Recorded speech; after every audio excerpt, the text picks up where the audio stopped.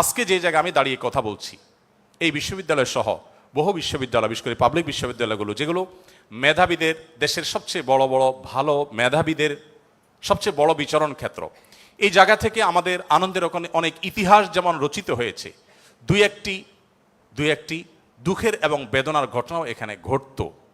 তার মধ্যে থেকে একটি হলো র্যাগিংয়ের ঘটনা।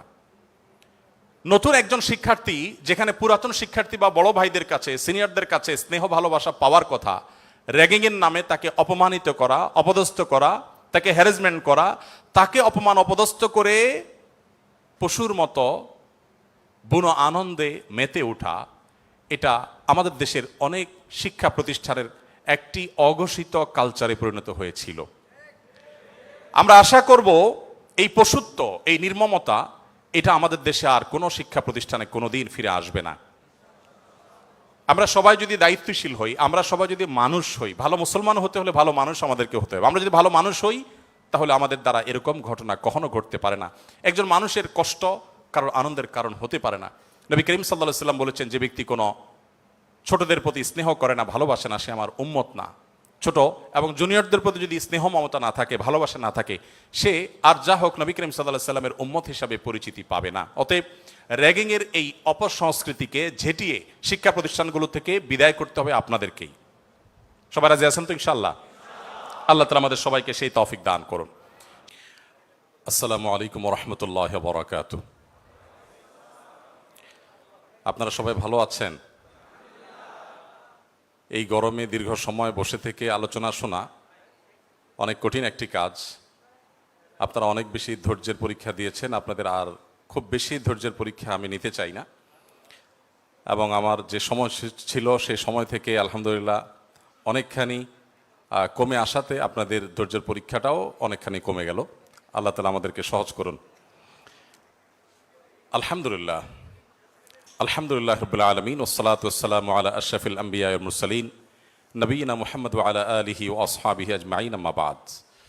সকল প্রশংসা সেই মহান আল্লাহ তাআলার, যিনি আমাকে এখানে আজকে দাঁড়িয়ে আপনাদের সামনে সর্বকালের সর্বশ্রেষ্ঠ মহামানব, মানবতার মুক্তির দূত মুহাম্মদ সাল্লাল্লাহু আলাইহি ওয়াসাল্লামকে নিয়ে কিছু কথা উপস্থাপন করবার তৌফিক দিয়েছেন। শুকরিয়া জানাই সেই মহান মালিকের, সেই মহান রবের, এবং সেই সাথে বিশেষভাবে কৃতজ্ঞতা জ্ঞাপন করছি ঢাকা বিশ্ববিদ্যালয় সিরাত মাহফিল 2024 বাস্তবায়ন কমিটির প্রতি, যারা আমাকে এখানে দাঁড়াবার সুযোগ করে দিয়েছেন। বিশেষভাবে অন্তঃস্থল থেকে কৃতজ্ঞতা জানাচ্ছি ঢাকা বিশ্ববিদ্যালয় কর্তৃপক্ষকে এই চমৎকার আয়োজনটি করবার অনুমতি প্রদান করবার জন্য এবং সার্বিক সর্বাত্মক সহযোগিতা করবার জন্য।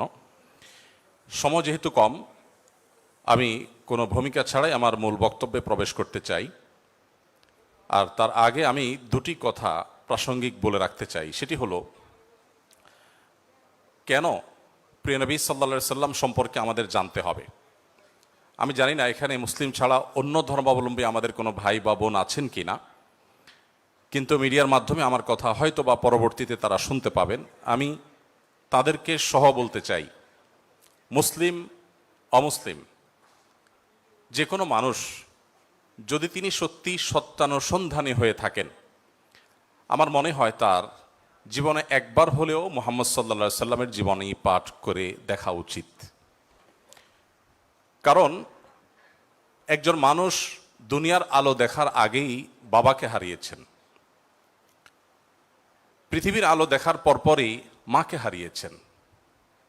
বাবা এবং মা দুজনকে মানুষ যখন একেবারে শৈশবের শুরুতে হারিয়ে ফেলেন, ঠিক এরকম পরিস্থিতিতে একটা শিশুর জীবনের সামনের দিনগুলো কত কঠিন হয় সেটা বলার অপেক্ষা রাখে না। প্রিয় নবী সাল্লাল্লাহু আলাইহি সাল্লামের জীবনে দুঃখ এবং কষ্ট এখানে শেষ হয়নি, বরং শুরু হয়েছে। কৈশোরে যেতে না যেতেই তার সবচেয়ে বড় অবলম্বন, তার সবচেয়ে বড় আশ্রয়দাতা দাদা আব্দুল মুত্তালিবের ছায়াও তিনি হারিয়েছেন। এবং তিনি সামান্য একটু যখন সমাজে মাথা উঁচু করে দাঁড়াচ্ছিলেন, ততক্ষণে তার বহু চ্যালেঞ্জ সামনে চলে এসেছে। আর ঠিক সেই সময়টাতে তাকে ঘর থেকে যিনি সর্বাত্মক সহযোগিতা করছেন, ভেতর থেকে যিনি তাকে অনুপ্রেরণা দিচ্ছিলেন, তার সেই সহধর্মিনী খাদিজা রাদিয়াল্লাহু তাআলা আনহা, আর বাহির থেকে যিনি তাকে আশ্রয় দিচ্ছিলেন, সহযোগিতা করছিলেন, তার একমাত্র অবলম্বন ছিলেন, পায়ের তলের মাটি ছিলেন সেই চাচা আবু তালেব। ঠিক একই সময় আল্লাহ রাব্বুল আলামিন এই দুটি ছায়াকেও তার মাথার উপর থেকে সরিয়ে নিলেন। এরপর শুরু হলো মক্কার চিরচেনা মানুষগুলোর অচেনা আচরণ। তাদের সেই দুঃসহ নির্যাতন, জুলুম, এই সবগুলোকে পাশ কাটিয়ে তিনি আপন মিশনকে বাস্তবায়নের লক্ষ্যে এগিয়ে যেতে লাগলেন। যখন মক্কাতে আর থাকতে পারছিলেন না, আল্লাহর নির্দেশে হিজরত করলেন মদিনায় গিয়ে। সেখানে একটু শান্তিতে বসবাস করবেন সেই সুযোগটাও তাকে দেয়া হয়নি। তাকে সেখানে চাপিয়ে দেওয়া হয়েছে বদর, উহুদ, খন্দক, একের পর এক যুদ্ধ, বিগ্রহ, আগ্রাসন, জুলুম, নিষ্পেষণ। একটি একটি করে বাধা পেরিয়ে তিনি মাত্র মদিনায় হিজরতের পর 10 বছরের মধ্যে গোটা পৃথিবীর মোড় পরিবর্তন করে তার মিশনকে সাকসেসের সর্বোচ্চ শিখরে পৌঁছে তারপর দুনিয়া থেকে চলে গেলেন। একজন মানুষ যার পৃথিবীর আলো দেখার আগে থেকেই বিপদ মাথার উপর ছিল, পৃথিবীতে আসার পর পদে পদে একটার পর একটা পায়ের তলের মাটিগুলো সরে যেতে লাগলো। মৃত্যুর আগ মুহূর্ত পর্যন্ত যার বিরুদ্ধে এত ষড়যন্ত্র, এত বাধা, এত বিপত্তি, এত সংকট, এত কিছুর পরও মাত্র 10 বছরে গোটা পৃথিবীর মোড়কে পরিবর্তন করে পৃথিবীর নতুন ইতিহাস রচনা করে যে মহানায়ক চলে গেলেন, যে মহামানব চলে গেলেন, আপনি অন্য ধর্মাবলম্বী মানুষ হলেও আপনি সত্যানুসন্ধানের দৃষ্টির কারণে শুধুমাত্র এই লোকটি সম্পর্কে আপনার জানা প্রয়োজন। যে মানুষটির সামগ্রিক জীবনে একটি জায়গা পাওয়া যায় না যে জায়গাটি দেখে বলা যায় যে এখানে তিনি একটা ভুল সিদ্ধান্ত গ্রহণ করে সরি বলতে বাধ্য হয়েছেন। আপনাদের কারো জানা আছে? তার জীবনে যারাই লিখেছেন তাদের কেউ কিন্তু এরকম কোনো জায়গা বের করতে পারেননি যে 63 বছরের জীবনে 63 সেকেন্ডের জন্য এমন কোনো সিদ্ধান্ত গ্রহণ করেছেন যার জন্য তাকে প্রায়শ্চিত্ত করতে হয়েছে।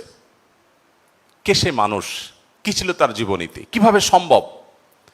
আমরা তো আমাদের জীবনকে পরিবর্তন করবার জন্য, আমাদের ফ্যামিলির অর্থনৈতিক অবস্থাকে শুধুমাত্র পরিবর্তন করবার জন্য 30-40 বছরের কেরিয়ার অনেক সময় যথেষ্ট হয় না।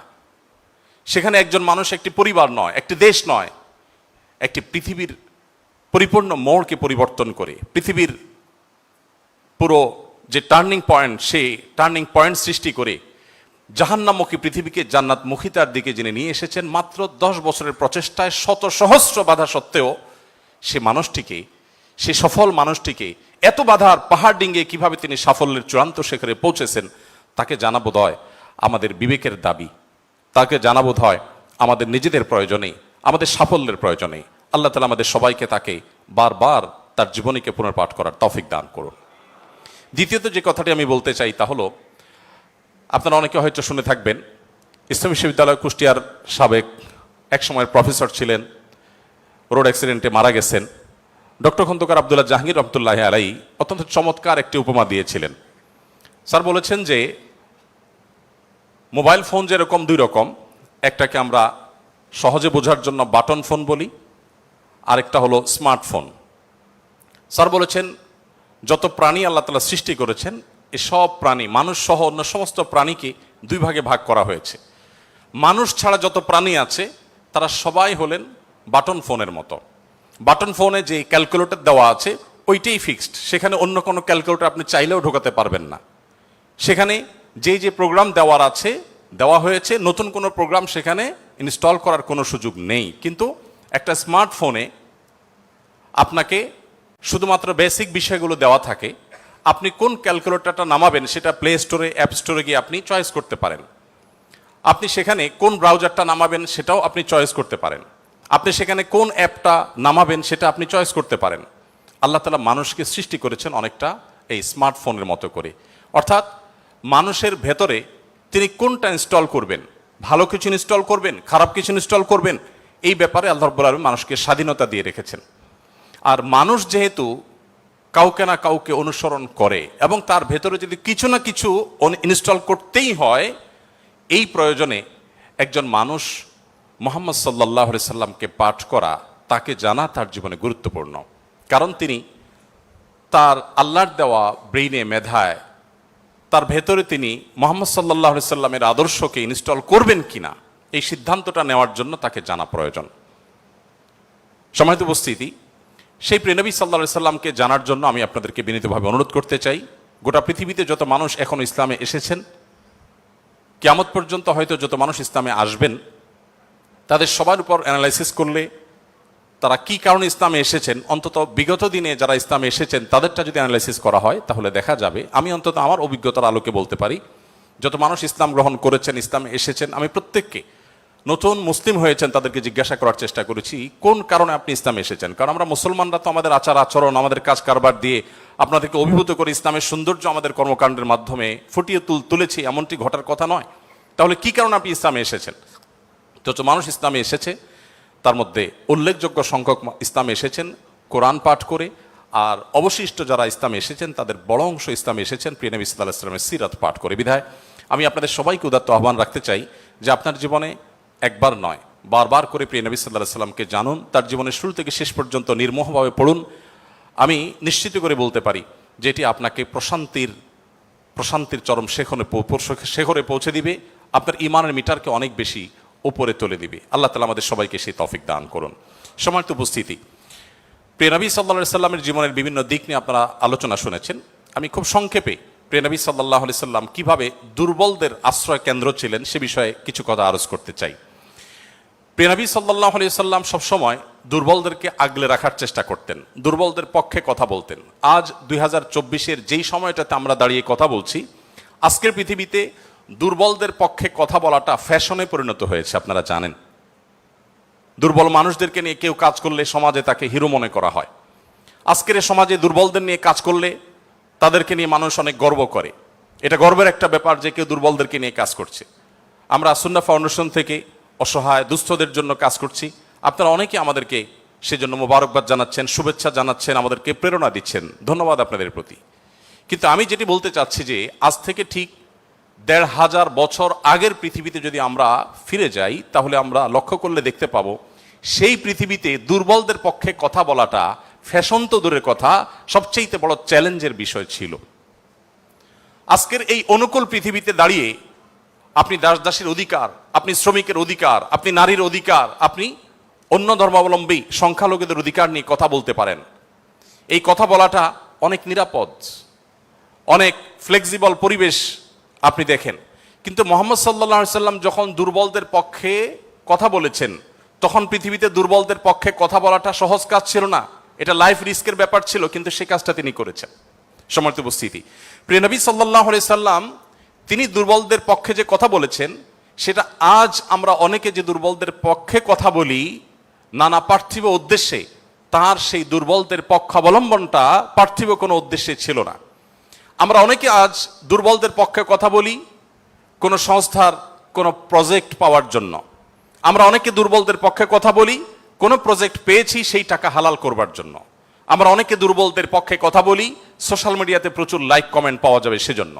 আমরা অনেকে দুর্বলদের পক্ষে কথা বলি এর পেছনে আমাদের পার্থিব কোনো স্বার্থ আছে সেই কারণে। মুহাম্মদ সাল্লাল্লাহু আলাইহি সাল্লাম সেই ব্যক্তি ছিলেন যিনি দুর্বলদের পক্ষে কথা বলেছেন প্রচন্ড প্রতিকূল পরিবেশে। তার সেই কথার বিপরীতে তাকে থ্যাঙ্কস বলার মতো পৃথিবীতে কোনো মানুষ ছিল না তখন। মুহাম্মদ সাল্লাল্লাহু আলাইহি সাল্লাম দুর্বলদের পক্ষে কি বলেছেন এটা নিয়ে ঘন্টাকে ঘন্টা কথা বললেও, কি করেছেন তাদের জন্য ঘন্টাকে ঘন্টা আলোচনা করলেও শেষ হবে না। কিন্তু সময় খুবই সংক্ষিপ্ত, আমি এই জন্য মোটা দাগে মূল কথাগুলোতে চলে যেতে চাই। সর্বপ্রথম যেটি বলতে চাই, প্রিয় নবী সাল্লাল্লাহু আলাইহি সাল্লামের আবু দাউদ, তিরমিজি এবং নাসাই বর্ণিত এক হাদিস থেকে আমরা জানতে পারি, তিনি বলেছেন, তোমরা তোমাদের যে সমস্ত দুর্বল মানুষেরা আছে সেই সমস্ত দুর্বল মানুষদের ব্যাপারে আমার কাছে তালাশ করবে, খোঁজ খবর নিবে, তাদের জন্য কোনো কিছুর প্রয়োজন হলে আমাকে বলবে। কেন? কারণ তোমরা জানো যে তোমাদের আল্লাহ তাআলার তরফ থেকে যে রিজিক প্রাপ্ত হও, ফাইন্নামা তুরজাকুন ওয়া তুনসারুনা বিদুআফাইকুম, তোমাদের যারা দুর্বল আছেন সে দুর্বল এবং অসহায় মানুষগুলোর উসিলায় তাদের কারণে আল্লাহ তাআলা তোমাদেরকে যুদ্ধ বিগ্রহে শত্রুর বিপক্ষে জয় দিয়ে থাকেন, সেগুলো তাদের কারণে দেন। আবার একইভাবে তোমাদের যে রিজিক আল্লাহ তাআলা দিয়ে থাকেন এই রিজিকটা তোমাদের মধ্যে থাকা যে দুর্বল মানুষগুলো আছে তাদের কারণে আল্লাহ তাআলা দিয়ে থাকেন। সম্মানিত উপস্থিতি, এই হাদিসের মাধ্যমে নবী সাল্লাল্লাহু আলাইহি সাল্লাম বোঝাতে চেয়েছেন তার আশেপাশে দুর্বল মানুষেরাই বেশি থাকে।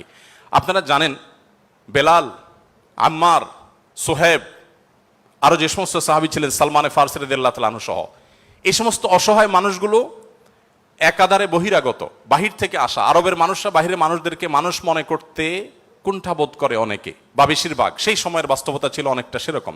নবী করিম সাল্লাল্লাহু আলাইহি সাল্লাম সেই পরিস্থিতিতে বাহির থেকে আসা সালমান ফারসি শুধু তার পরামর্শে গোটা মদিনার চতুর্পাশে পরীক্ষা খনন করার সেই কষ্টসাধ্য কাজ শুরু করে দিয়েছিলেন। তিনি বেলাল রাদিয়াল্লাহু তাআলা আনহুর মতো একজন নিগ্রো, ইথিওপিয়ান এবং বাহির থেকে আসা কৃতদাস ছিলেন, সেই মানুষটিকে নবী সাল্লাল্লাহু আলাইহি সাল্লাম মুয়াজ্জিন বানিয়েছেন। আজ আমাদের সমাজে মুয়াজ্জিন মানে খুব সাদামাঠা একটা পদ, তখন মুয়াজ্জিন ছিলেন নবী করিম সাল্লাল্লাহু আলাইহি সাল্লামের পর সবচেয়ে মসজিদের মধ্যে থাকা সম্মানজনক পদ। নবী করিম সাল্লাল্লাহু আলাইহি সাল্লাম এভাবে দুর্বল সাহাবীদেরকে যে আগলে রাখতেন, দুর্বল সাহাবীদের মধ্যে তিনি থাকতেন এমন ভাবে যে আজ নেতারা যদি অন্যদের সাথে চলে, নেতা কে এটা পরিচয় দেওয়ার প্রয়োজন হয় না।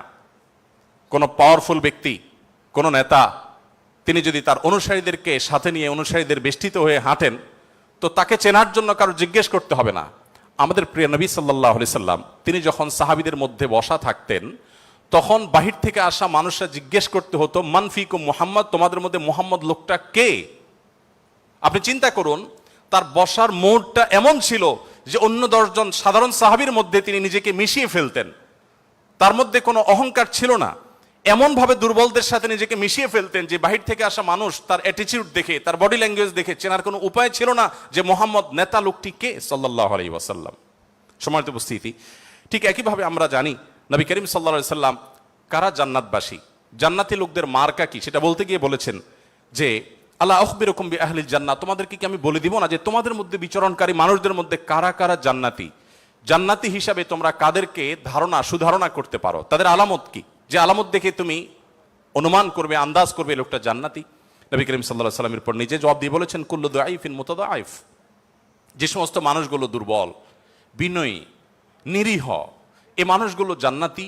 অর্থাৎ যদি তাদের ঈমান অন্য সব বিষয়গুলো ঠিকঠাক থাকে, পাশাপাশি তিনি যদি নিরীহ গোছের হন, বিনয়ী হন, বিনম্র হন, তিনি যদি খুব বেশি অহংকারী, অনেক বেশি রূঢ় স্বভাবের না হন, তাহলে এই মানুষগুলো জান্নাতি হওয়ার এটি একটি বড় লক্ষণ।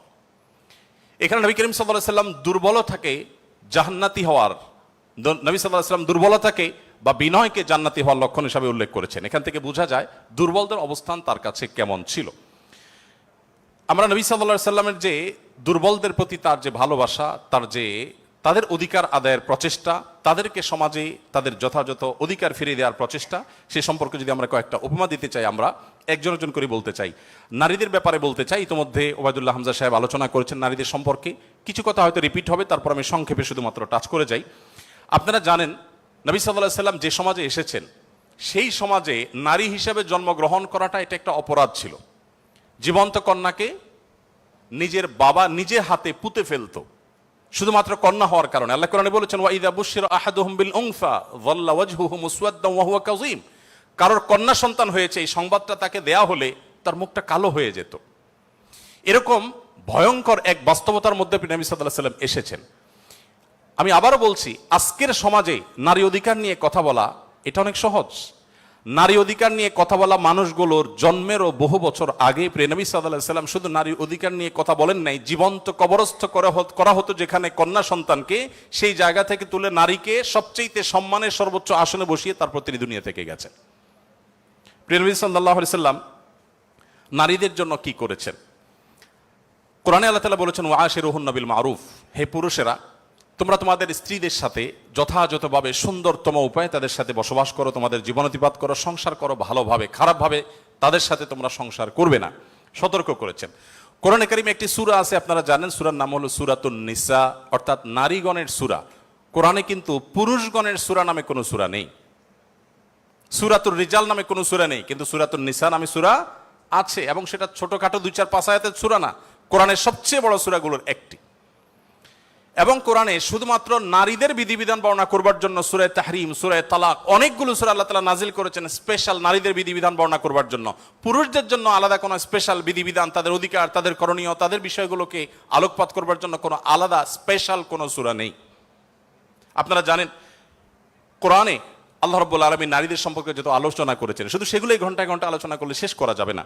প্রিয় নবী সাল্লাল্লাহু আলাইহি সাল্লাম তার, আপনারা জানেন, একাধিক স্ত্রী ছিলেন, একাধিক স্ত্রী থাকলে দাম্পত্য জীবনে টুকটাক মনোমালিন্য হয়, তার ক্ষেত্রেও হয়েছে। তিনি কখনো কোনো নারীর গায়ে আঘাত করেননি, কোনো নারীকে কখনো প্রহার করেননি, তার জীবনে একটি বারের জন্য সেই ঘটনা ঘটেনি। আপনারা অনেকে হয়তো শুনে থাকবেন, ওহুদের যুদ্ধে প্রিয় নবী সাল্লাল্লাহু আলাইহি সাল্লামের তরবারি একজন সাহাবীকে দেয়া হয়েছে। তিনি দূর থেকে লক্ষ্য করলেন একজন নারী খুব বীভৎস একটি দৃশ্যের অবতারণা করেছেন। তার নাম ছিল হিন্দা, আপনারা জানেন। তিনি নবী করিম সাল্লাল্লাহু আলাইহি সাল্লামের প্রিয় চাচার লাশ কেটে কলিজা বের করে চাবাচ্ছেন। এরকম নির্মম এবং পাশবিক অত্যন্ত ভয়ঙ্কর একটি চিত্র ওই সাহাবী দেখতে পেয়ে নবী সাল্লাল্লাহু আলাইহি সাল্লামের তরবারি তার হাতে, তিনি দৌড়ে দূর থেকে আফসা আফসা দেখছেন, কাছাকাছি গেলেন। কাছাকাছি গিয়ে দেখতে পেলেন, দূর থেকে তিনি বুঝতে পারেন না যে ইনি ভদ্রলোক না ভদ্র মহিলা। খুব কাছে এসে দেখলেন যে তিনি একজন নারী। তিনি তখন বলেছেন পরবর্তীতে যে আমি তরবারিটা তুলেছিলাম যে তার শিরকে আমি তার ধড় থেকে, দেহ থেকে আলাদা করে দিব। কিন্তু তৎক্ষণাৎ আমার মনে হলো এই তরবারিটা তো সেই মানুষটার যে মানুষ কোনোদিন কোনো নারীর গায়ে আঘাত করেন নাই। আমি যত কঠিন দৃশ্যই দেখি না কেন, আমি নবী সাল্লাল্লাহু আলাইহি সাল্লামের তরবারি দিয়ে কোনো নারীকে আঘাত করতে পারি না। তিনি সেই অবস্থাতে এরকম ভয়ঙ্কর একটি দৃশ্য দেখার পরও নবী করিম সাল্লাল্লাহু আলাইহি সাল্লামের জীবন চরিত্রের মধ্যে তিনি নারীদেরকে যেভাবে সম্মান দিতেন, মর্যাদা দিতেন, শুধুমাত্র সেই বিষয়টিকে স্মরণ করে তরবারিকে খাপে ঢুকিয়ে তিনি সেখান থেকে ফিরে এলেন। প্রিয় নবী সাল্লাল্লাহু আলাইহি ওয়াসাল্লাম তিনি যুদ্ধের ময়দানে কয়েক শ্রেণী মানুষকে কোনোভাবেই যেন হত্যা না করা হয় তার জন্য আগে থেকে বলে রেখেছেন। এবং যুদ্ধের আগে যোদ্ধাদেরকে, মুজাহিদদেরকে বলে রাখতেন, খবরদার রণাঙ্গনে শত্রুপক্ষের অন্য সব মানুষকে আঘাত করলো, নারীদেরকে আঘাত করবে না। আপনারা এই জন্য সাহাবীদের মধ্যে পুরুষ সাহাবীদের শহীদ হওয়ার অনেক লম্বা ফিরিস্তি বা লিস্ট আপনারা দেখতে পান। মহিলা সাহাবীদের লিস্ট খুব বেশি একটা দেখা যায় না। যদিও পুরুষদের আল্লাহর জন্য জীবন উৎসর্গ করার এই পথের সর্বপ্রথম পথ নির্দেশ করেছেন যিনি, অবাক করা বিষয় হলো তিনি একজন নারী, সুমাইয়া রাদিয়াল্লাহু তাআলা আনহা। প্রিয় ভাইরা আমার, নবী করিম সাল্লাল্লাহু আলাইহি সাল্লাম তার জীবনের একেবারে শেষের দিকের বক্তব্যগুলোর, ভাষণগুলোর একটি ছিল ইস্তাউসু বিন-নিসাই খায়রা, তোমরা নারীদের ব্যাপারে আমার কাছ থেকে ভালো ওসিয়ত গ্রহণ করো। অর্থাৎ আমি তোমাদেরকে ওসিয়ত করছি, আমি জীবনের শেষ মুহূর্তে, অন্তিম মুহূর্তে তোমাদেরকে উপদেশ দিচ্ছি, নারীদের বেলায়, মহিলাদের ব্যাপারে তোমরা ভালো আচরণ করবে, এটি আমার কাছ থেকে শুনে রাখো। নবী করিম সাল্লাল্লাহু আলাইহি ওয়াসাল্লাম তিনি তিনটি জিনিসকে খুব বেশি ভালোবাসতেন, তিনটি জিনিস তার কাছে খুব বেশি প্রিয় ছিল। আপনারা অনেকে হাদিসটি জানেন। তার একটি ছিল সুগন্ধি, তিনি পারফিউম, আতর খুব পছন্দ করতেন। আরেকটি ছিল সালাত, নামাজ, এটি তার চক্ষু শীতলতার কারণ ছিল, তার অনেক ভালো লাগতো নামাজ আদায় করতে। আরেকটি ছিল নারী। এখানে নারী প্রিয়র অর্থ হলো বাবা এবং মায়ের মধ্যে নবী সাল্লাল্লাহু আলাইহি সাল্লাম বাবার চাইতে মাকে বেশি প্রায়োরিটি দিতেন। সন্তানের মধ্যে ছেলে এবং মেয়ের মধ্যে মেয়েকে বেশি ভালোবাসতেন। এত বেশি ভালোবাসতেন যে প্রিয় নবী সাল্লাল্লাহু আলাইহি সাল্লামকে আল্লাহ তাআলা ছেলে সন্তান দিয়েছেন, তাদের সবাইকে শৈশবে মৃত্যু দিয়েছেন, তার একমাত্র চারটি কন্যা সন্তানকে বাঁচিয়ে রেখেছেন। দিন শেষে তিনি কন্যাদের বাবা হয়ে বেঁচেছিলেন, ছেলেদের বাবা হয়ে বেঁচে ছিলেন না। ঠিক একইভাবে প্রিয় নবী সাল্লাল্লাহু আলাইহি সাল্লামের আরেকটা হাদিস সহিহ মুসলিমে বর্ণিত হয়েছে, আমরা জানি। নবী সাল্লাল্লাহু আলাইহি সাল্লাম বলেছেন, কেউ যদি তার দুটি কন্যা সন্তানকে প্রাপ্তবয়স্ক হওয়া পর্যন্ত সুন্দর আচরণ করে, যথাযথভাবে লালন পালন করে, কোনো প্রকার বৈষম্য না করে, অবিচার না করে, তাদের প্রতি সদাচরণ করে, তো কিয়ামতের ময়দানে নবী সাল্লাল্লাহু আলাইহি সাল্লাম বলেছেন সেই লোক শুধু জান্নাতে যাবে না, কিয়ামতের দিন আল্লাহ নবী সাল্লাল্লাহু আলাইহি সাল্লাম বলেছেন আনা ওয়া হুয়া কাহাতাইন, সে এই দুটি আঙ্গুল যেরকম পাশাপাশি অবস্থান করছে জান্নাতে আমার ঠিক কাছাকাছি এইভাবে অবস্থান করবে, দুটি কন্যা সন্তানকে যথাযথভাবে পালন করবার কারণে। আমি জানি না আপনারা নিশ্চয় অনেক হাদিস পড়ে থাকবেন, আপনারা এমন কোন হাদিস পেয়েছেন কিনা যে 1 ডজন ছেলে সন্তান লালন পালন করলে এইরকম কোন ফজিলত এর কথা কোথাও বলা হয়েছে? আপনারা দেখেছেন এরকম কোন হাদিস? আমি অন্তত পাই নাই যে 1 ডজন ছেলে লালন পালন করেছে কোনো মা বাবা, তার বিনিময়ে তাদেরকে নবী সাল্লাল্লাহু আলাইহি সাল্লাম বলেছে যে 12টা যেহেতু করেছে, 2টা মেয়ের বিপরীতে 12টা ছেলে করেছে, একটা পুরস্কার হোক না, এরকম কোন পুরস্কারের কথা আমার জানা নেই। এরপরে যখন এক শ্রেণী মানুষ বলে যে ইসলাম নারীদেরকে ঠকিয়েছে, তখন তাদের ব্যাপারে কি বলা যায় সেটা আপনারা ঠিক করবেন। সম্মানিত উপস্থিতি, নবী করিম সাল্লাল্লাহু আলাইহি ওয়াসাল্লাম বলেছেন, কোনো বাবা, কোনো অভিভাবক, কোনো প্যারেন্টস, কোনো মা যদি কোনো কন্যার কারণে কন্যার দায়গ্রস্ত হয়ে পড়েন, সমাজের মানুষের কুসংস্কারের কারণে যদি তার মুখটা ছোট হয়ে যায়, কোনো কারণে তিনি যদি কোণঠাসা সময় পরিস্থিতির মধ্যে পড়ে যান, এরপরও তিনি যদি সেই মেয়েদেরকে লালন পালন করার ক্ষেত্রে কোনো কার্পণ্য না করেন, সমাজের বিরুদ্ধে দাঁড়িয়ে বুক টান টান করে যদি তার কন্যাদেরকে তিনি ভালোবাসা দেন, সদাচরণ করেন, তাদের অধিকার যথাযথভাবে দিয়ে দেন, দুঃখিত, তাহলে সেক্ষেত্রে নবী সাল্লাল্লাহু আলাইহি ওয়াসাল্লাম বলেছেন এই কন্যাদের প্রতি সদাচরণ করবার কারণে জাহান্নাম থেকে মুক্তির কারণ হবে কিয়ামতের ময়দানে ওই ব্যক্তির জন্য এটি। নবী সাল্লাল্লাহু আলাইহি ওয়াসাল্লামের আরো বহু হাদিস আছে, আমি আর সেদিকে যাব না, শুধুমাত্র একটি হাদিস বলে শেষ করব। সেটা হলো, আপনারা জানেন নবী করিম সাল্লাল্লাহু আলাইহি সাল্লামকে জিজ্ঞাসা করা হলো, ইয়া রাসূলুল্লাহ মান আহাক্কুন নাসি বিহুসনি সুহবাতি, আমার সবচেয়ে ভালো আচরণ পাওয়ার অধিকারটা কার? নবীজি সাল্লাল্লাহু আলাইহি সাল্লাম বলেছেন উম্মাক, তুমি সবচেয়ে ভালো আচরণ করবে তোমার মায়ের। এরপর জিজ্ঞাসা করা হলো, হে আল্লাহর রাসূল তারপর? আপনারা জানেন হাদিসটি খুবই প্রসিদ্ধ হাদিস, তিনি বলেছেন তারপর তোমার মায়ের। জিজ্ঞাসা করা হলো তারপর, এরপরে বললেন তারপরও তোমার মায়ের। এরপর সাহাবী যখন জিজ্ঞাসা করলেন ইয়া রাসূলুল্লাহ তারপর, এরপর বললেন তোমার বাবার। আপনারা অনেকে শুনেছেন ডক্টর জাকির নায়েক, তিনি এই হাদিস প্রসঙ্গে বলেছেন আল্লাহ নবী সাল্লাল্লাহু আলাইহি সাল্লাম গোল্ড মেডেলটাও দিলেন মাকে, তারপর সিলভার মেডেলটাও দিলেন মাকে, ব্রোঞ্জটাও দিলেন মাকে, বাবাকে দিলেন একটা সান্ত্বনা পুরস্কার। এরপরে যদি কেউ বলে যে ইসলাম নারীদেরকে ঠকিয়েছে, যে যুক্তিতে বলে সেটা আপনারাও জানেন আমিও জানি, বলা হয় বাবার সম্পদে ছেলে যদি 2 টাকা পায়, মেয়ে 1 টাকা পায়, এখানে মেয়ের প্রতি অবিচার করা হয়েছে। আপনারা জানেন এর মতো হাস্যকর একটা দাবি আরেকটি হতে পারে না, কারণ ছেলে বেচারা, এতক্ষণ শুধু মেয়েদের কথা বলছি, আসলে একটু ছেলেদেরকে আমরা দুর্বল হিসেবে দেখি। ছেলে বেচারা প্রাপ্তবয়স্ক হওয়ার পর বাবা মা তার ভরণ পোষণ দিতে বাধ্য নন। যদি বাবা মা বলেন যে তুমি প্রাপ্তবয়স্ক হয়ে গেছো, তোমার চাল ডাল তুমি জোগাড় করো, বাবা মা সেটা বলতে পারেন, সে রাইট তাদের আছে। বিয়ে এখনো বেচারা করে নাই, মাত্র প্রাপ্তবয়স্ক হয়েছে।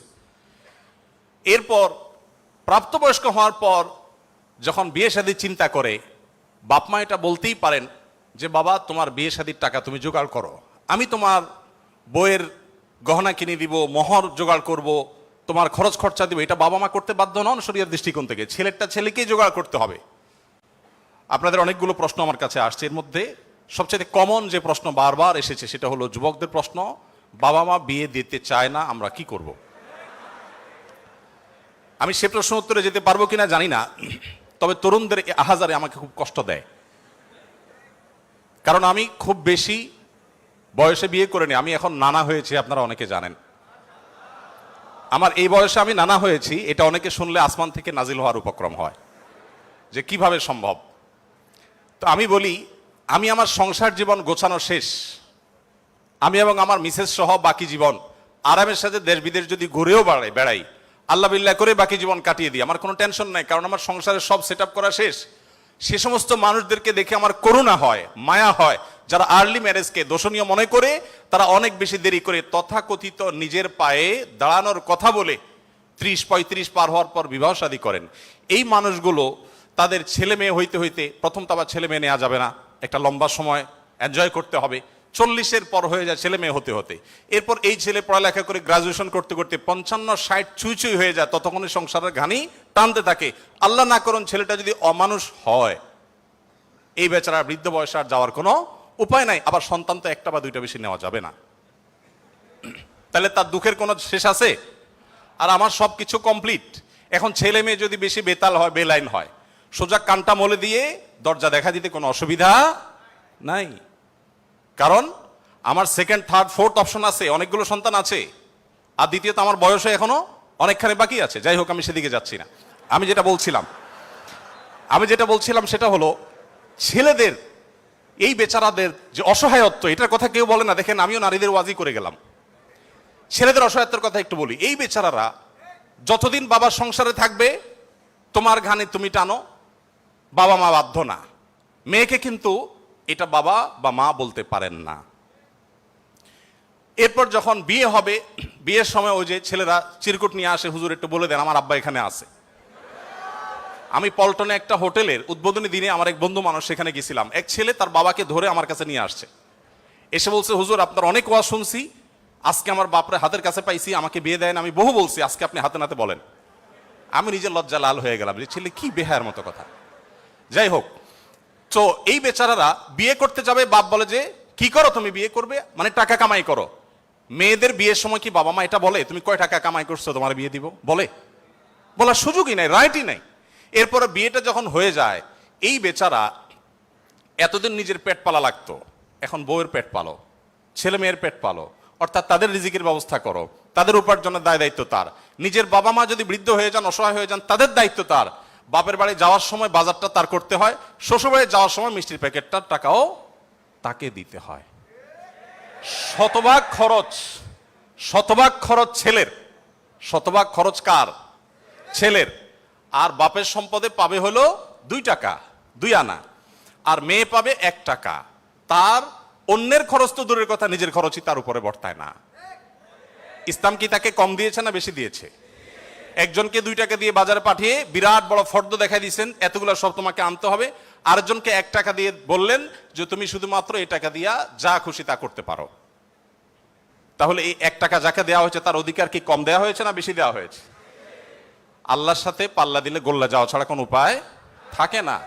যারা নিজের বিবেক দিয়ে আল্লাহ সুবহানাহু ওয়া তাআলার বিচারকে, বিশ্লেষণকে বিচার করতে চায়, তারা আল্লাহর উপরে ওই যে খোদার উপরে খোদাগিরি বলে, যে সে মূর্খতা ছাড়া কিছুই করছে না। আমি শ্রদ্ধা রেখে তাদের প্রতি এটা বলতে বাধ্য হলাম। যাই হোক, আমি যেটা বলছিলাম যে নবী সাল্লাল্লাহু আলাইহি ওয়াসাল্লাম মেয়েদের সম্পর্কে এত কথা বলেছেন। দেখুন যে মা হিসাবে মেয়েদের মর্যাদা এত বেশি। ইমাম মালিক রহমতুল্লাহ আলাইহি একটি চমৎকার কথা বলেছেন। তিনি বলেছেন যে আল আম্বিয়াউ আবুল বানাত। আপনারা অবাক হবেন, যত নবী রাসূল পৃথিবীতে এসেছেন বেশিরভাগ নবী রাসূলদেরকে আল্লাহ তাআলা ছেলে সন্তান না দিয়ে মেয়ে সন্তান দিয়েছেন। যাই হোক, মেয়েদের ব্যাপারে কথা বেশি হয়ে যাচ্ছে, এক পেশে হয়ে যাচ্ছে, আমরা একটু অন্য কোন অপশনে চলে যাই। এরপরে যেটি বলতে চাই তা হলো বিধবা এবং ইয়েতিমদের ব্যাপারে। দেখুন, ইয়েতিম বিধবার ব্যাপারে নবী করিম সাল্লাল্লাহু আলাইহি সাল্লাম বলেছেন, বুখারীতে হাদিসটি বর্ণিত হয়েছে, আস-সাইলাল আরমালাতি ওয়াল মাসাকি কাল মুজাহিদি ফি সাবিলিল্লাহ আও কাল্লাযী ইয়াকুমুল লাইলা ওয়া ইয়াসুমুন নাহার। যে ব্যক্তি কোনো বিধবার ব্যয়ভারের দায়িত্ব গ্রহণ করবে, যে ব্যক্তি কোনো ইয়েতিমের লালন পালনের দায়িত্ব গ্রহণ করবে, অভিভাবকত্বের দায়িত্ব গ্রহণ করবে, নবী সাল্লাল্লাহু আলাইহি সাল্লাম বলেছেন এই ব্যক্তি আল্লাহর রাস্তায় রণাঙ্গনে জিহাদরত ব্যক্তি আল্লাহর কাছে যে মর্যাদা লাভ করবে, নিজের জায়গায় বসে থেকে অসহায় বিধবার দায়িত্ব, বিধবা ভাতা দিয়ে তার দায়িত্ব গ্রহণ করলে এই ব্যক্তিকে আল্লাহ তাআলা সেই মর্যাদা দান করবেন। আপনি এরকম কোন হাদিস দেখাতে পারবেন না যে একটা লোক বেচারার বউ মরে গেছে, মন মরা থাকে, যদি কোনো ভদ্র মহিলা তার আশ্রয় দেওয়ার জন্য তিনি অনুপযুক্ত হওয়া সত্ত্বেও নিজেকে পেশ করেন, উপস্থাপন করেন, আর তার আশ্রয় হয়ে যান, তাহলে নবী সাল্লাল্লাহু আলাইহি সাল্লাম বলেছেন তার এই পুরস্কার আছে। নিশ্চয়ই ভালো কাজের সওয়াব আছে, কিন্তু আলাদা পার্টিকুলার কোনো সওয়াবের কথা নবী সাল্লাল্লাহু আলাইহি সাল্লাম বলেন নাই। কিন্তু একজন বিধবার ব্যাপারে কিন্তু সেই কথা বলা হয়েছে। ইয়েতিমের ব্যাপারে নবী সাল্লাল্লাহু আলাইহি সাল্লাম বলেছেন, আনা ওয়া কাফিদুল ইয়াতিমি কাহাতাইন। আমি এবং ইয়েতিমের অভিভাবক, যিনি ইয়েতিমের দায়িত্ব নেন, এই দুইজন এই দুটি আঙ্গুলের মতো পাশাপাশি জান্নাতে অবস্থান করবো। আপনারা অনেকে বলতে পারেন যে জান্নাতে এই লোক নবীর কাছে থাকবে, এর আগে শুনলাম 2টা কন্যা লালন পালন করলে সেও নবী সাল্লাল্লাহু আলাইহি সাল্লামের কাছে থাকবে, তো নবী সাল্লাল্লাহু আলাইহি সাল্লামের কাছে কতজন থাকবে? আসলে দুনিয়াতে আমরা একজনের সাথে আরেকজন হাঁটতে পারি, আখিরাতকে আমরা দুনিয়ার মতো কম্পেয়ার করি বা বিবেচনা করি, আখিরাতের বিষয়টা সম্পূর্ণ ভিন্ন। নবী সাল্লাল্লাহু আলাইহি সাল্লামের জান্নাত এটা তো দুনিয়ার কোনো প্রাসাদের মতো হবে না, বিশাল বড় জগৎ নিয়ে হবে। সবচেয়ে ছোট জান্নাতে যে গোটা পৃথিবীর সমান 10 পৃথিবীর সমপরিমাণ জান্নাত তিনি পাবেন। মহাশূন্য সম্পর্কে আমরা ধারণা পাওয়ার পর আমাদের কাছে এটা খুব সহজ মনে হয় যে পৃথিবীর অন্যান্য পৃথিবীর বাইরে যে আল্লাহ তাআলার মহা সৃষ্টি আছে সেগুলোর তুলনায় পৃথিবী খুব ক্ষুদ্র। যখন পৃথিবীতে এগুলো আবিষ্কার হয় নাই, আপনি চিন্তা করুন তখনকার মুসলমানদের জন্য ঈমান আনা কতটা কঠিন ছিল, যে কিভাবে এত বড় জান্নাত দিবেন আল্লাহ তাআলা, কোথায় এত জায়গা। কিন্তু আজ আমরা সেটা আবিষ্কার করেছি, আমরা জানি কিয়ামত পর্যন্ত আবিষ্কার হতে থাকবে। কোরআন এবং সুন্নাহর অনেক কিছু এখনো আমাদের বুঝে আসছে না, কিন্তু এক সময় হয়তো বুঝে আসবে। তো যাই হোক, নবী করিম সাল্লাল্লাহু আলাইহি সাল্লাম ইয়েতিমের ব্যাপারে এই সুসংবাদ আমাদেরকে দিয়েছেন। এবং নবী সাল্লাল্লাহু আলাইহি সাল্লাম একটা হাদিস বলে আমি শেষ করব। তিনি বলেছেন, যে ব্যক্তি তার পরিবারের মধ্যে কোনো ইয়েতিমকে সংযুক্ত করেন, এই জায়গা আমি একটু থামবো। ইয়েতিমকে সংযুক্ত করার মানেটা কি? আমাদের দেশে ইয়েতিম বা গরিবের বাচ্চাকে লালন পালন অনেকেই করেন, কিন্তু সেটা নিজের ধান্দায় করেন, গরিবের প্রয়োজনে না। কিভাবে সেটা? কারণ সন্তান হচ্ছে না, তখন তিনি একটু বাবা ডাক শুনতে চান, মা ডাক শুনতে চান, তো এই জায়গা থেকে তিনি একটা বাচ্চাকে নিয়ে আসেন, অসহায় মানুষের, কারণ কোনো বাচ্চার বাবা মারা গেছেন, বাবা মারা গেছেন, মা মারা গেছেন, তাকে নিয়ে আসেন, সেই বাচ্চাটাকে এনে লালন পালন করেন এবং মনে করেন আমি অনেক সওয়াবের কাজ করছি। আপনি অবশ্যই সওয়াবের কাজ করছেন না যদি আপনার উদ্দেশ্য হয় আপনার যে মা ডাক শোনা, বাবা ডাক শোনা সেটা, আর যদি আপনার উদ্দেশ্য হয় যে না আমি তাকে লালন পালন করতে চাই, সে তার মায়ের কাছেই থাকুক, আমি তার ভরণ পোষণ দিব, তার পড়াশোনার খরচ চালাবো, তার অভিভাবকত্ব করব, তাকে আশ্রয় দিব, তাহলে আপনি এই হাদিসের সুসংবাদ পাবেন ইনশাআল্লাহ তাআলা। আপনি যদি নিজে পার্থিব কোনো স্বার্থে তাকে লালন পালন করেন, তাহলে এই হাদিসের মর্যাদা আপনি লাভ করবেন না। নবী করিম সাল্লাল্লাহু আলাইহি ওয়াসাল্লাম মুসনাদ আহমদে বর্ণিত একটা হাদিসে আসছে, তিনি বলেছেন যে এক ব্যক্তি তার কাছে বলেছে, হে আল্লাহর রাসূল, আমার অন্তরটা অনেক শক্ত, আমি খুব শক্ত হৃদয়ের মানুষ, আমার মনটা নরম হয় না, আপনি আমাকে কোনো একটা পরামর্শ দিন। নবী সাল্লাল্লাহু আলাইহি ওয়াসাল্লাম বলেছেন, তুমি ইয়েতিমের মাথায় হাত বুলাবে, তোমার মন নরম হবে, এবং সেই সাথে অসহায়দের তুমি খাদ্য দান করবে, আহার দিবে। এই দুটি কাজ যদি তুমি করো, তাহলে তোমার অন্তরের কাঠিন্য দূর হয়ে যাবে। আমাদের অনেকের মধ্যে এই অভিযোগ আছে, আমরা এই আমলগুলো করতে পারি। নবী সাল্লাল্লাহু আলাইহি ওয়াসাল্লাম দুর্বলদের মধ্যে যারা দাস দাসী ছিলেন তাদের জন্য কি করেছেন আপনারা অনেকে জানেন। ইসলামের অনেকগুলো গুরুত্বপূর্ণ বিধিবিধান আছে, এর মধ্যে থেকে একটা হলো দাস দাসী মুক্ত করার বিধান। যদি কোনো পুরুষ, কোনো স্বামী যদি তার স্ত্রীকে মায়ের সাথে তুলনা করেন, মায়ের সাথে তুলনা করার একটা পর্যায়ে আছে যেটাকে ইসলামী ফিকহের পরিভাষায় জেহার বলা হয়। রাগের বশে এরকম অনেকে করে থাকেন যে আমার মা যেরকম হারাম তুমি এরকম হারাম, তালাকের মতোই অনেকটা এই টাইপের কথা যদি কেউ বলেন, তার প্রায়শ্চিত্ত হলো তাকে একটি দাস মুক্ত করতে হবে। কেউ যদি ইচ্ছাকৃতভাবে রোজা ভঙ্গ করেন, তাহলে তার প্রায়শ্চিত্ত হলো তাকে একটি দাস মুক্ত করতে হবে। কেউ যদি শপথ করে শপথ রক্ষা না করেন, ভঙ্গ করেন, তাহলে তাকে দাসমুক্ত করতে হবে। কেউ যদি কোনো মানুষকে হত্যা করেন, ভুলে হত্যা করেন, তার প্রায়শ্চিত্তগুলোর মধ্যে থেকে একটা হলো তাকে দাস মুক্ত করতে হবে। এভাবে ইসলাম অনেকগুলো ভুলের প্রায়শ্চিত্ত হিসাবে অন্য কোনো অপশনের চাইতে দাস মুক্তিকে প্রায়োরিটি দিয়েছে, গুরুত্ব দিয়েছে। নবী সাল্লাল্লাহু আলাইহি ওয়াসাল্লাম বারবার বলেছেন, কারণ তিনি চাইতেন মানুষ দাস না থাকুক, মানুষ মুক্ত হয়ে যাক। নবী সাল্লাল্লাহু আলাইহি ওয়াসাল্লাম আজকের পৃথিবীর মতো ফ্যাক্টরি রেভলিউশনের পর মানুষের মুক্তির জন্য বা দাস প্রথার বিরুদ্ধে তিনি কথা বলেছেন এমন না। আমি আগেই বলেছি, আজ পৃথিবীতে বহু দুর্বলদের পক্ষে কথা বলা মানুষ পাবেন, তার সবগুলোই বেশিরভাগই দেখবেন স্বার্থের কারণে। আমরা নিজেরাও দুর্বলদের সহযোগিতা করি। এই যে বন্যা গেল, অনেকেই বন্যার সময় ত্রাণ নিয়ে গেছেন জাস্ট একটা ছবির জন্য, অনেকে ত্রাণ নিয়ে গেছেন, কষ্ট করেছেন, শুধু তার একটা লাইভ দরকার, কিছু লাইক দরকার, কিছু কমেন্ট দরকার, কিছু বাহবা দরকার। তো নবী সাল্লাল্লাহু আলাইহি ওয়াসাল্লাম দাস দাসীদের মুক্তির জন্য কথা বলেছেন সেই সমাজে যখন দাস দাসী ছিল আজকের যুগে বিএমডব্লিউর মালিক হলে যেরকম গর্বের, দাস দাসী থাকা সেরকম গর্বের। এরকম মূল্যবান অ্যাসেট কোনো বিনিময় ছাড়া মুক্ত করে দেওয়ার জন্য নবী সাল্লাল্লাহু আলাইহি ওয়াসাল্লাম উৎসাহিত করতেন। শুধু তাই নয়, আপনারা জানেন যে নবী করিম সাল্লাল্লাহু আলাইহি ওয়াসাল্লাম বলেছেন, কোন দাসকে যদি কেউ মুক্ত করে, তাহলে ওই দাসের প্রতিটি অঙ্গকে মুক্ত করার বিনিময়ে যে ব্যক্তি এই কাজটি করলেন, আল্লাহ তাআলা ওই ব্যক্তিকে তার ওই অঙ্গকে জাহান্নাম থেকে মুক্তির পরওয়ানা দান করবেন। নবী সাল্লাল্লাহু আলাইহি ওয়াসাল্লাম আরেকটি হাদিস আছে, তিনি বলেছেন জীবনের শেষ কথা। নবী সাল্লাল্লাহু আলাইহি ওয়াসাল্লামের জীবনের শেষ কথা কি আমরা জানি, অনেকে জানি, আসসালাতু আসসালাত ওয়া মা মালাকাত আইমানুকুম। অর্থাৎ নবী করিম সাল্লাল্লাহু আলাইহি ওয়াসাল্লামের জীবনের শেষ কথা ছিল, তোমরা নামাজের ব্যাপারে দায়িত্বশীল থাকবে, নামাজের ব্যাপারে দায়িত্বশীল থাকবে, এবং তোমাদের দাস দাসীদের ব্যাপারে দায়িত্বশীল আচরণ করবে। এটা ছিল তার জীবনের শেষ কথা। একটা মানুষের কাছে দাস দাসীদের অধিকার কত গুরুত্বপূর্ণ হলে, অধীনস্থ মানুষগুলোর অধিকার কত গুরুত্বপূর্ণ হলে জীবনের শেষ কথা এটা বলে চলে যান যে তোমরা তাদের ব্যাপারে খবরদার, সদাচরণ করবে, তাদের প্রতি কোনো জুলুম অবিচার করবে না। আপনারা অনেকে আবু মাসউদ আনসারী রাদিয়াল্লাহু তাআলা আনহুর নাম শুনেছেন। আবু মাসউদ আনসারী রাদিয়াল্লাহু তাআলা আনহু তার একজন দাসকে প্রহার করছিলেন, অধীনস্থকে, কাজের লোককে প্রহার করছিলেন। নবী সাল্লাল্লাহু আলাইহি ওয়াসাল্লাম পেছন থেকে বললেন, আলাম আবু মাসউদ, সাবধান, শুনে রাখো আবু মাসউদ, লাল্লাহু আকদারু আলাইকা মিনকা আলাই, তুমি এই দাসের প্রতি যতটা পাওয়ার রাখো, হোল্ড করো, আল্লাহ তাআলা তোমার উপর তার চেয়ে বেশি পাওয়ার হোল্ড করেন, মাইন্ড ইট। এই কথা শোনার পর আবু মাসউদ আনসারী রাদিয়াল্লাহু তাআলা আনহু সেই দাসকে মুক্ত করলেন। বলে, ইয়া রাসূলুল্লাহ, আমি তাকে মুক্ত করে দিলেন। তখন নবী সাল্লাল্লাহু আলাইহি ওয়াসাল্লাম বলেছেন, যদি তুমি আজ তাকে মুক্ত না করতে, জাহান্নাম তোমাকে স্পর্শ করতো। আব্দুল্লাহ ইবনে ওমর রাদিয়াল্লাহু তাআলা আনহু বলেছেন, আমি নবী করিম সাল্লাল্লাহু আলাইহি ওয়াসাল্লামকে বলতে শুনেছি, যে ব্যক্তি কোনো দাসের প্রতি জুলুম করবে, তাকে অন্যায়ভাবে প্রহার করবে, তার কাজের লোককে, অধীনস্থ লোককে, তার প্রায়শ্চিত্ত হলো সেই অধীনস্থ লোকটাকে সে মুক্ত করে দিতে হবে, দাস মুক্ত করে দিতে হবে, যেটা সহজ কোনো ব্যাপার ছিল না তখন। বুখারীর একটি বিশ্ববিখ্যাত হাদিস, স্বর্ণের অক্ষরে যেটা টানিয়ে রাখা দরকার আমাদের বাসা বাড়িতে। নবী সাল্লাল্লাহু আলাইহি ওয়াসাল্লাম বলেছেন, ইখওয়ানুকুম খাওয়ালুকুম, তোমাদের ভাই ব্রাদার যারা, তারাই তোমাদের অধীনস্থ কাজের মানুষ। এই মানুষগুলো সম্পর্কে নবী সাল্লাল্লাহু আলাইহি ওয়াসাল্লাম বলেছেন, জাআলাহুমুল্লাহু তাহতা আইদিকুম, তাদেরকে আল্লাহ তাআলা তোমাদের অধীনস্থ করে দিয়েছেন। এর মধ্যে ইঙ্গিত রয়েছে আল্লাহ চাইলে তোমাকে তার অধীনে করে দিতে পারতেন।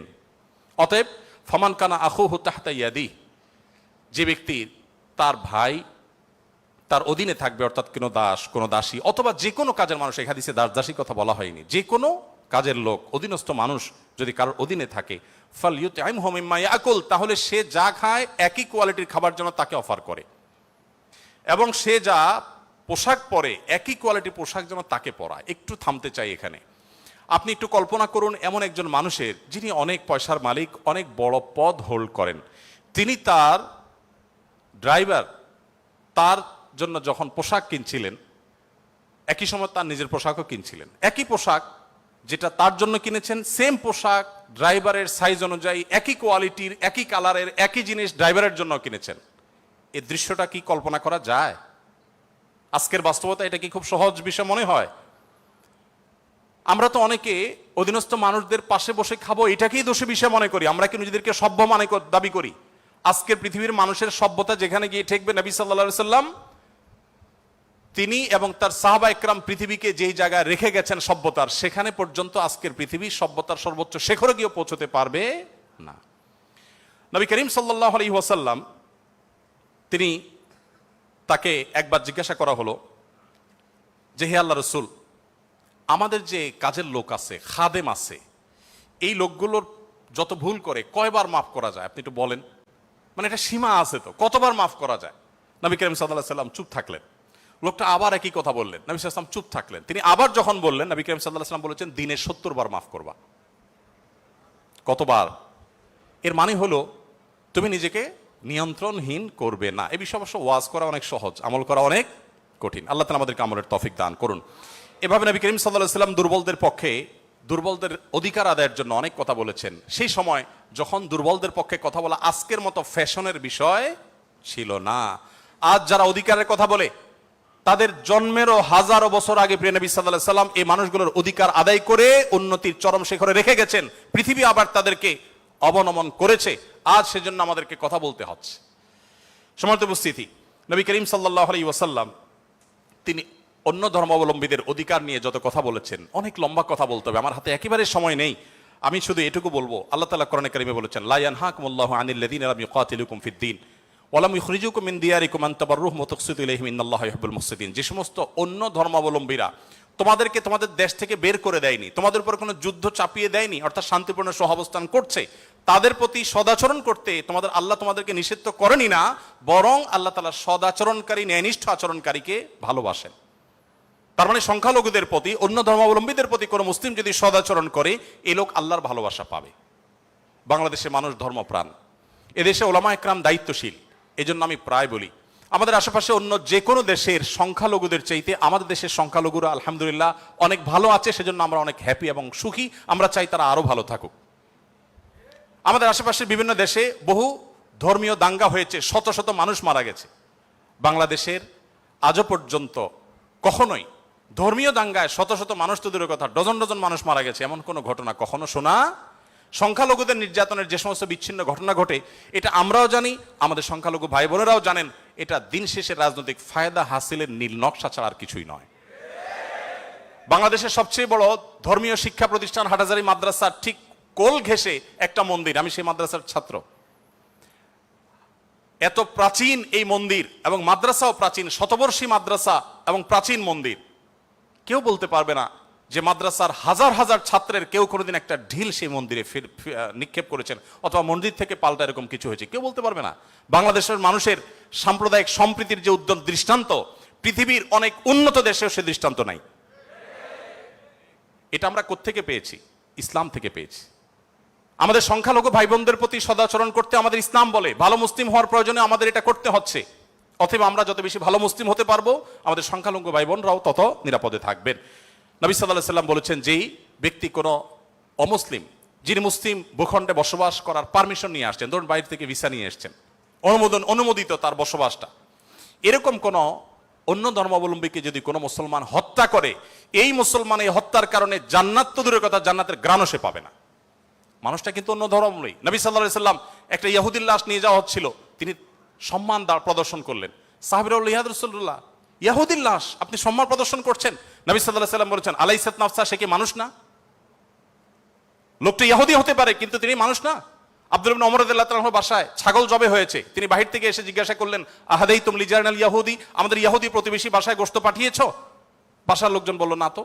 তখন তিনি বললেন, আল্লাহ রাসূল সাল্লাল্লাহু আলাইহি ওয়াসাল্লাম প্রতিবেশীর অধিকার নিয়ে এত কথা বলেছেন যে নিজের সম্পদে তাদের হিস্সা আল্লাহ তাআলা নির্ধারণ করে দেওয়ার উপক্রম হয়েছিল, আর তোমরা কেন প্রতিবেশী বাসায় খাবার পাঠাওনি?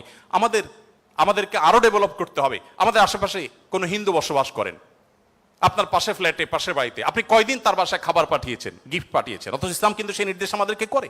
যাই হোক, নবী করিম সাল্লাল্লাহু আলাইহি ওয়াসাল্লাম চতুষ্পদ জন্তু, পশু পাখির প্রতি তার যে দয়া ছিল, তারা দুর্বল, তারা অসহায়, তাদের পক্ষে নবী সাল্লাল্লাহু আলাইহি ওয়াসাল্লামের যে অবস্থান ছিল, একবার আপনারা জানেন বিখ্যাত হাদিস, নবী সাল্লাল্লাহু আলাইহি ওয়াসাল্লাম বলেছেন যে অনেক আগের একটি ঘটনা, এক লোক তিনি যাচ্ছিলেন কোথাও পানি পান করার জন্য, কোন একটা কুয়াতে তিনি নেমেছেন, উঠে দেখতে পেলেন একটি কুকুর পিপাসায় সেরকম উসফুস করছে। তখন তিনি তার পোশাক খুলে পানিতে চুবিয়ে, সে পানির চিবিয়ে ওই কুকুরকে খাওয়ালেন। এই হাদিসটি দুই রকম আছে, একজন পুরুষের ক্ষেত্রে আছে, তিনি তার পায়ের মোজা খুলেছেন, একজন নারীর কথা আছে, তিনি তার ওড়না খুলে এই কাজটি করেছেন। ওই নারী ব্যভিচারিণী হওয়া সত্ত্বেও আল্লাহ তাআলা একটি প্রাণীর প্রতি এই ভালোবাসা, এই সম্প্রীতি দেখাবার জন্য তাকে মাফ এবং নাজাত দিয়ে দিয়েছেন।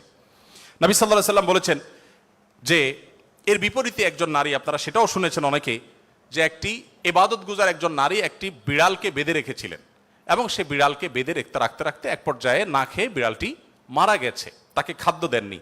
শুধুমাত্র এই কারণে তিনি ইবাদত গুজার হওয়া সত্ত্বেও আল্লাহ তাআলা ওই নারীকে জাহান্নামী হিসেবে ঘোষণা করেছেন, শুধুমাত্র একটা প্রাণীর জীবনের প্রতি এই হেয়ালিপনা করার জন্য। এখন প্রাণী তো দূরের কথা, মানুষের জীবন আমরা শেষ করে ফেলছি নির্দয়ভাবে। নবী করিম সাল্লাল্লাহু আলাইহি সাল্লামের আরো হাদিস আমরা জানি, একটা পাখির দুটি বাচ্চাকে কেউ একজন ধরে নিয়ে গেলেন। নবী আলাইহিস সালাম যখন দেখলেন এই কাজটি কেউ করেছে, তখন বললেন যে কে কাজটি করেছ? তখন নবী করিম সাল্লাল্লাহু আলাইহি সাল্লাম তাকে ডেকে বললেন, যাও, এই যে পাখি, মা পাখিটা সে ছটপট করছে আমি দেখতে পাচ্ছি, এই বাচ্চাগুলোকে সেখানে রেখে আসো, এটা তোমার জন্য জায়েজ নাই, মা পাখির বাচ্চাগুলোকে তুমি ছিনিয়ে আনবে জাস্ট তোমার বিনোদনের জন্য। তখন নবী করিম সাল্লাল্লাহু আলাইহি সাল্লাম ওই নির্দেশ সাহাবীকে করেছেন এবং ভৎসনা করেছেন এই কাজটি করবার জন্য। এর বিপরীতে আরেকটা ঘটনা আমরা জানি, এর পাশাপাশি আরেকটা ঘটনা আমরা জানি, নবী সাল্লাল্লাহু আলাইহি সাল্লাম এক ব্যক্তিকে দেখলেন তিনি পিপিলিকার উপদ্রব থেকে বাঁচার জন্য আগুন দিয়ে পোড়াচ্ছেন। তিনি বলেছেন, খবরদার, লা ইউআযযিবু বিন-নার ইল্লা রাব্বুন নার, আগুন দিয়ে পুড়িয়ে নির্মম ভাবে তুমি এটাকে হত্যা করতে পারো না। যদি হত্যা করতেই হয় তাহলে তুমি এমনি পিষে মেরে ফেলো, অন্য কোনো ভাবে মেরে ফেলো, নির্মম ভাবে তুমি মারতে পারো না।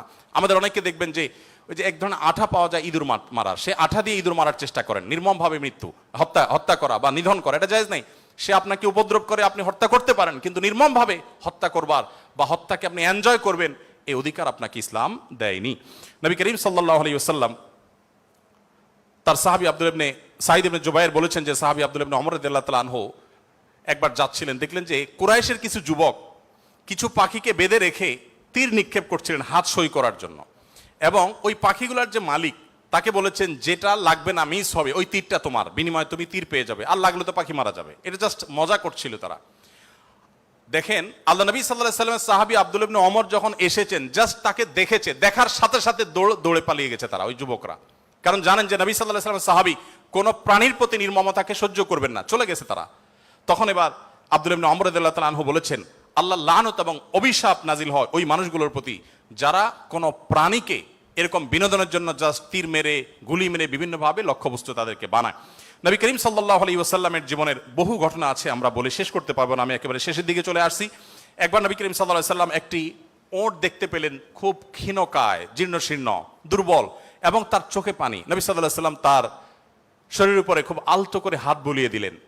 তখন সেই ওটের আচরণ দেখে বর্ণনাকারী সাহাবী বলছেন মনে হচ্ছিল সে অনেকটা প্রশান্তি অনুভব করেছে। তখন তিনি ওটের মালিককে ডেকে বললেন যে এই ওটকে তুমি কেন ভালো করে খাবার দাবার দাও না, তার ব্যাপারে তুমি আল্লাহকে কেন ভয় করো? নবী সাল্লাল্লাহু আলাইহি ওয়াসাল্লাম তাকে সতর্ক করলেন। ঠিক একইভাবে নবী সাল্লাল্লাহু আলাইহি ওয়াসাল্লাম ঐতিহাসিক একটি হাদিস সহিহ মুসলিম বর্ণিত, তিনি বলেছেন, ইন্নাল্লাহা কাতাবাল ইহসানা আলা কুল্লি শাই ফাইদা কাতালতুম ফাহসিনুল কিতলাহ ওয়া ইযা যাবাহতুম ফাহসিনুজ যিবহা। যদি কেউ কোনো প্রাণীকে জবে করতে হয়, জবে করে খেতে হয়, আল্লাহ তার জন্য হালাল করেছেন, সেও যেন নির্মম ভাবে জবে না করে। এই জন্য ছুরি যেন ভালো করে ধার দিয়ে নেয়, যাতে করে পশুর প্রতি নির্মমতা করতে করতে ধীরে ধীরে তাকে যেন হত্যা করতে না হয়। এমনকি কোনো মানুষকে যদি মৃত্যুদণ্ড দিতে হয়, তাকেও যেন নির্মম ভাবে হত্যা না করা হয়। প্রয়োজনে তাকে যদি মৃত্যুদণ্ড দিতে হয়, এমনকি রণাঙ্গনে যদি শত্রুপক্ষ হয়, নির্মমভাবে তার অঙ্গ প্রত্যঙ্গ কেটে টুকরা টুকরা করবেন, এই নির্মমতা করার অনুমতি ইসলাম আপনাকে দেয়নি। আপনাকে মানুষ হতে বলেছে ইসলাম। নবী সাল্লাল্লাহু আলাইহি সাল্লাম এক ব্যক্তিকে দেখলেন যে তিনি তার কোন একটা পশু জবাই করার জন্য শুয়েছেন, শুয়ে তারপরে সেই পশু ছুরি ধার দিচ্ছেন। একদিক থেকে শুয়েছেন, হয়তো পাও দিয়ে ফাড়া দিয়ে ধরে রেখেছেন, আর অপর দিক থেকে হাত দিয়ে তিনি ছুরি ধার দিচ্ছিলেন। নবী সাল্লাল্লাহু আলাইহি সাল্লাম বলেছেন যে আতুরিদু আন তুমিতাহা মাউতা, তুমি কি চাও এই প্রাণীটাকে কয়েকবার হত্যা করতে? কেন তুমি আগে ছুরি ধার দিয়ে আনো নাই? নবী করিম সাল্লাল্লাহু আলাইহি সাল্লাম একটি গাধার পাশ দিয়ে যাচ্ছিলেন, দেখতে পেলেন যে গাধাটার উপরে কেউ ছেক দিয়েছে, কোন লোহাটো হাতে দাগ দিয়ে ছেক দিয়েছে, ক্ষত বিক্ষত হয়েছে। নবী সাল্লাল্লাহু আলাইহি সাল্লাম বলেছেন লান আল্লাহুল্লাযী ওয়াসামা, যে ব্যক্তি গাধাটাকে ছেক দিয়েছে, আল্লাহর লানত, আল্লাহর রহমত থেকে সে বঞ্চিত হয়ে অভিশাপ তার উপরে নাজিল হবে। নবী করিম সাল্লাল্লাহু আলাইহি সাল্লাম এক ব্যক্তিকে দেখলেন যে তিনি বলছেন, হে আল্লাহ রাসূল, আমি যখন ছাগল জবে করি তখন আমি যাতে অপ্রয়োজনীয় কষ্ট দিতে না হয়, নির্মমতা করতে না হয়, সেদিকটা খেয়াল করে। নবী সাল্লাল্লাহু আলাইহি সাল্লাম বলেছেন রাহিমাকুল্লাহ, তুমি যদি ছাগলের প্রতি দয়া পরবশ হও, আল্লাহ তাআলা তোমার প্রতি দয়া পরবশ হবেন। ভাইরা আমার, এমনকি তৃণ লতা গাছপালা এগুলো প্রয়োজন ছাড়া যদি কেউ কাটে, নবী সাল্লাল্লাহু আলাইহি সাল্লাম বলেছেন ওই ব্যক্তির মাথায় আল্লাহ তাআলা জাহান্নামের আগুন নিক্ষেপ করেন। প্রয়োজন ছাড়া যদি বৃক্ষ নিধন করে কেউ, আমি যদি সারাদিন সারারাত বলি, হয়তো নবী সাল্লাল্লাহু আলাইহি সাল্লাম দুর্বলদের অধিকার আদায়ের জন্য কি করেছেন, শুধু কথা বলেননি, কি করেছেন সেগুলো বলে হয়তো শেষ করা যাবে না। আমাদের সময় অনেক আগেই শেষ হয়ে গেছে। আমি শুধুমাত্র শেষের দিকে আসছি এবং বলতে চাই